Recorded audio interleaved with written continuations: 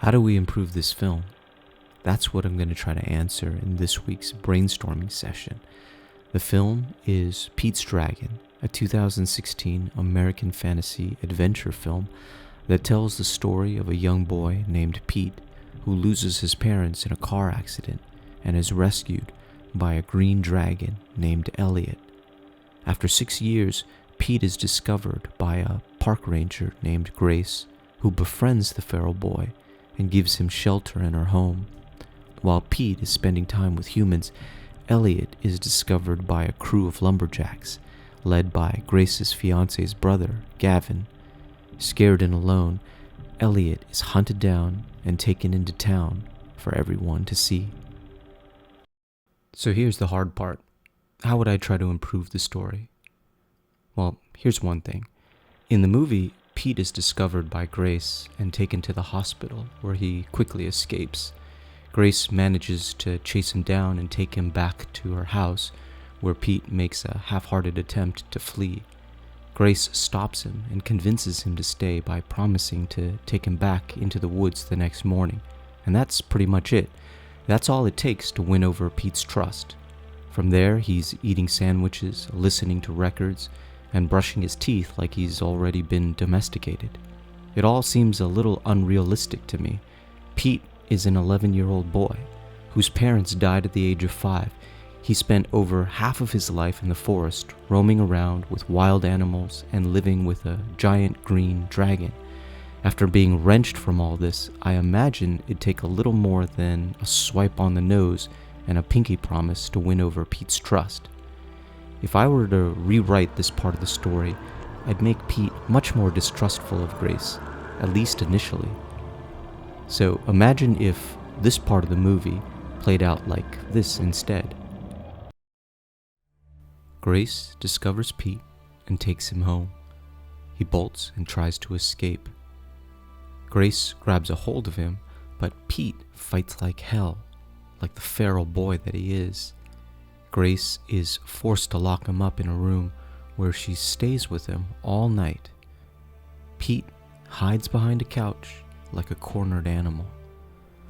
As midnight approaches, Pete is still awake. Grace gets an idea. She goes up into the attic and takes out a box of old children's books. She slides the box over to Pete, and a moment later, a book comes sliding back at her. It's Elliot Gets Lost, the same book that Pete's mother read to him before she died. As Grace reads, Pete cautiously crawls out from behind the couch. She flips the book around so Pete can study the pictures. When Grace reaches the end of the book, she looks up to find Pete sound asleep. She lays a blanket over him and lets out a small smile, happy that she's gained the trust of the young boy. A moment later, she falls fast asleep next to him. The next morning, Grace wakes up and finds the floor empty. She tears through the house looking for Pete, but there's no trace of him. He's long gone. The front door is open. Grace looks out into the distance where there's a mountain range in the horizon, and she realizes where she must go to find Pete. So that's an example of how I think this sequence between Pete and Grace could have played out. In the movie, I felt like they had Grace and Pete bond fairly quickly. For me, this diminished the emotional payoff when Pete reunites with Grace at the end of the film. After all, their bond was already established early in the film, basically halfway through the movie. So it doesn't feel all that impactful when Pete reunites with Grace again. I think Pete and Grace's relationship should have followed a different kind of arc. It would go something like this. Grace discovers Pete. She takes him home with the hope that she'll be able to save him in some way, but he escapes. She tracks him down in the forest again, and when Gavin and the lumberjacks capture Elliot, Grace takes Pete away and she hands him over to social care workers. She once again believes she's helping Pete. But slowly, Grace realizes her folly. When she visits Elliot and finds him inconsolable at the loss of his friend, She begins to realize that she might have made a mistake. Pete doesn't need to be saved.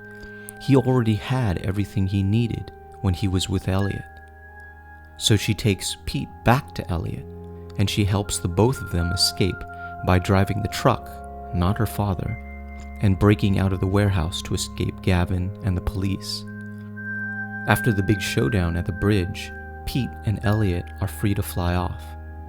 But unlike before, Grace doesn't try to hold on to Pete. She's no longer trying to save him. She sets him free. And it's for this very reason that Pete comes back to her. He fully trusts her now because she's no longer trying to hold on to him. It's the very first time they embrace, and it completes the arc of their relationship. Another part of the story that I try to improve is Gavin's character. In the movie, he seems intent on hunting down Elliot. Once he manages to actually capture Elliot, Gavin doesn't seem to know exactly what he wants to do with him. The best he can come up with is that Elliot is gonna quote-unquote put him on the map. So Gavin seems to be motivated either by greed or fame, but the story never establishes this side of him, so it seems like it's just kind of tacked on, and his motivation is weak. If I were to tweak Gavin's character, I'd try to give him a stronger, clearer motivation. I'd give him a backstory similar to Grace's father. In fact, I would take Grace's father and combine him into Gavin and get rid of the father completely.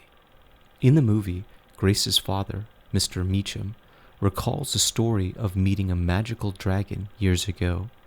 In my version of Gavin, I'd have him meeting a dragon too, but there would be a twist.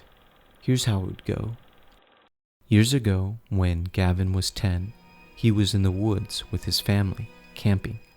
One day, while walking his dog by himself, Gavin stumbles across a dragon who appears from nowhere.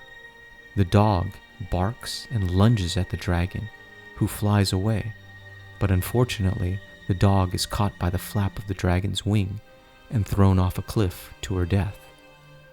Gavin is left to explain all of this to his family.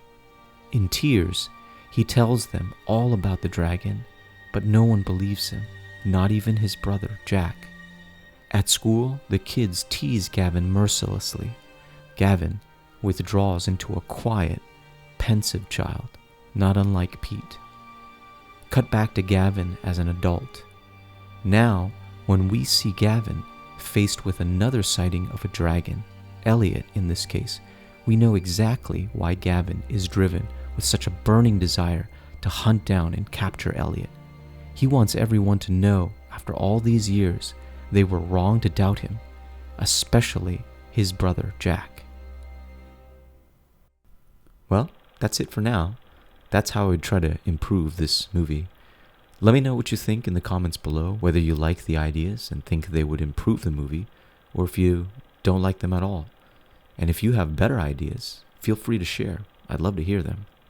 One of the things I want to avoid in reviewing films is just crapping on them. I can well imagine how difficult it is to write and direct a film. It's easy to shoot down other people's work, but it's much harder to try to think of your own ideas and think of concrete ways to try to improve the movies that you watch. And that's what this channel is all about. So please like and subscribe, and until next time.